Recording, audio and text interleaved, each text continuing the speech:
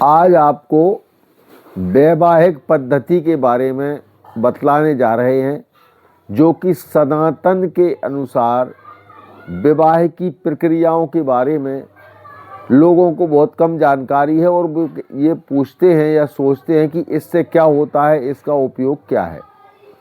आज उसके बारे में हम आपको बता रहे हैं। वर और कन्या का गुणमिलान होने के बाद उनके लिए वैवाहिक मुहूर्त निकाला जाता है और विवाह की शुभ लग्न निकालने के बाद जब विवाह की प्रक्रिया प्रारंभ होती है तो सबसे पहले कन्या पक्ष की ओर से वर पक्ष के यहाँ पीली पत्रिका भेजी जाती है। पीली पत्रिका उसका नाम ये इसलिए दिया है क्योंकि पीला रंग विवाह के लिए विशेष शुभ माना जाता है।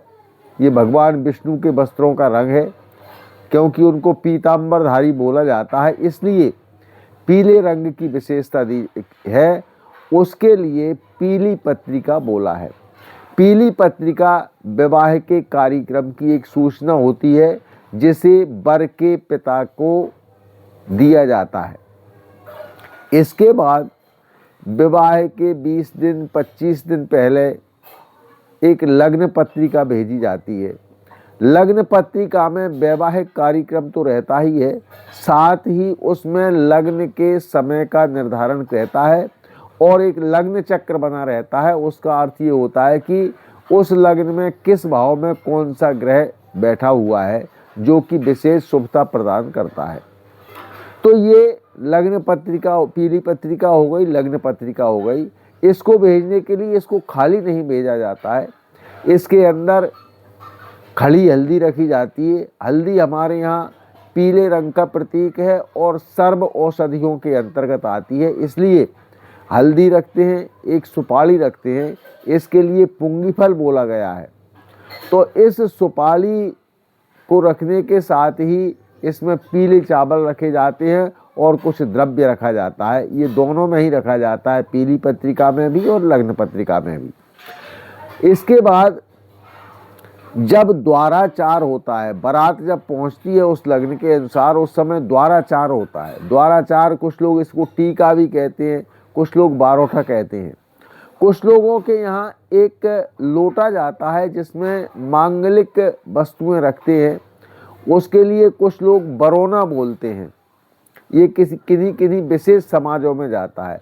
बरौना का शाब्दिक अर्थ होता है बर आओ ना, यानी वर आ चुका है और उसे उस मंडप के नीचे वर पक्ष के लोग जाते हैं और कन्या पक्ष वालों के मंडप के नीचे रख देते हैं। वो उनका सम्मान करते हैं, उनको तिलक करते हैं, कुछ भेंट देते हैं। इसके बाद जब बारोठा होता है, उसके लिए टीका भी बोलते हैं, द्वाराचार भी बोलते हैं, बारोठा भी बोलते हैं। इसका शाब्दिक अर्थ है वर आ उठा, यानी कि वर वहाँ से अपने जनवासी से, जहाँ उसको निवास दिया है बारात को, वहाँ से वर कन्या पक्ष के दरवाजे पर आ गया। तो कन्या पक्ष के लोग उनका सम्मान करते हैं, स्वागत करते हैं, पूजन करते हैं और उनको कुछ दक्षिणा देते हैं। इसके बाद ये पद्धति प्रारंभ होती है। अधिकांशतः सभी वर्गों में एक बांस का बीजना, जिसे पंखा भी कहते हैं, बीजना हमारा पुराना शब्द है, बीजना मंडप के ऊपर वर डालने के लिए जाता है। जब द्वार पर उसकी पूजन हो जाती है तब। इसका अर्थ ये है कि मंडप बांस का बना हुआ होता है और बीजना भी बांस का बना होता है। तो इस बीजना को कन्या पक्ष के मंडप के ऊपर डाला जाता है। इसका अर्थ है कि हमारा वंश आपके वंश के साथ में मिल गया है। और वहाँ पर कन्या खड़ी रहती है पीले चावल लेकर और वो वर के ऊपर पीले चावल डालती है। अब इसका अर्थ होता है कि वो कन्या इस बात का निमंत्रण देती है वर के लिए कि आप आकर इसी मंडप के नीचे मेरे साथ पाणी ग्रहण संस्कार करिए, यानी मेरा हाथ ग्रहण करिए। अब कुछ समाज के विशेष वर्गों में द्वाराचार के समय तोरण मारने की भी प्रथा होती है। ये तोरण क्या है? तोरण हमारे प्रत्येक परिवार का एक चिन्ह होता है, राज चिन्ह होता है अथवा तो सांकेतिक चिन्ह होता है। तो उस तोरण को मारने का अर्थ ये होता है कि हमने आपके लिए जीत लिया है।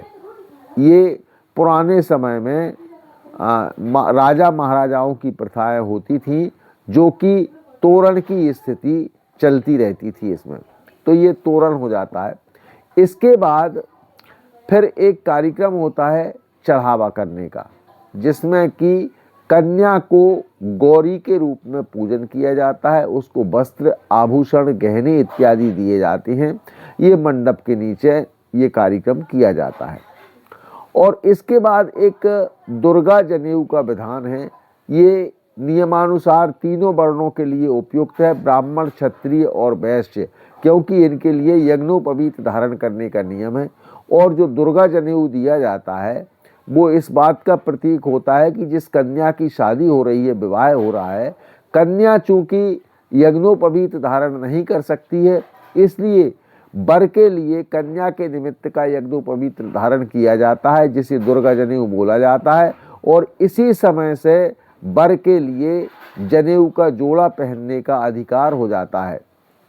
इसके बाद फिर वहाँ पर बेई रखी जाती है। बेई माने मांगलिक कलश होते हैं, वो मांगलिक कलश रखे जाते हैं। पहले ये कलश सोने के होते थे, सतयुग में, त्रेता युग में चांदी के होते थे, द्वापर युग में तांबे के होते थे, और कलयुग में अब कुछ समय मिट्टी के हुए और कुछ लोग स्टील की बेई ले जाने लगे हैं।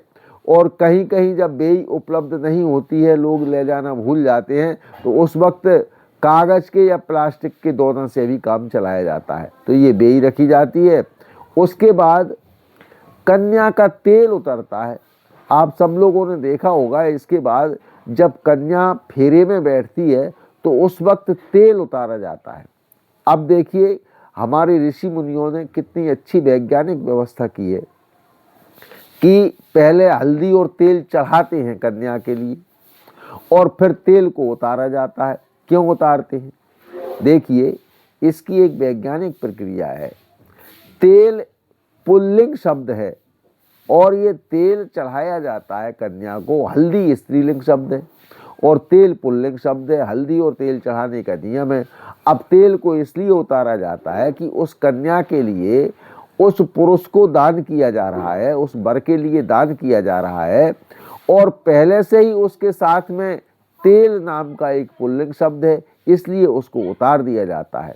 और तेल उतारने के बाद फिर कंकन बांधा जाता है, और कंकन बांधने के बाद फिर जो है पाणी ग्रहण संस्कार करवाते हैं। अब देखिए पाणी ग्रहण की बड़ी अच्छी प्रक्रिया हमारे यहाँ है।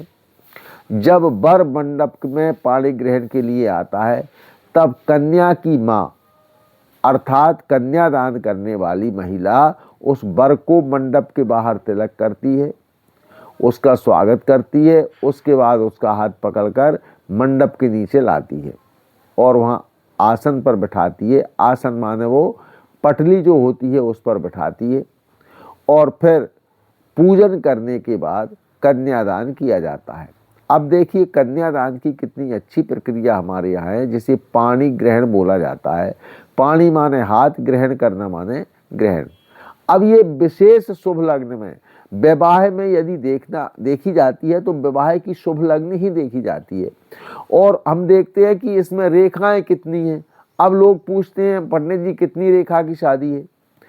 रेखा वो होती है, उसका नाम रेखा होता है। विवाह में 10 दोष होते हैं, इनमें से कितने दोष उस लग्न में हैं उतनी रेखाएं उतने कम हो जाते हैं।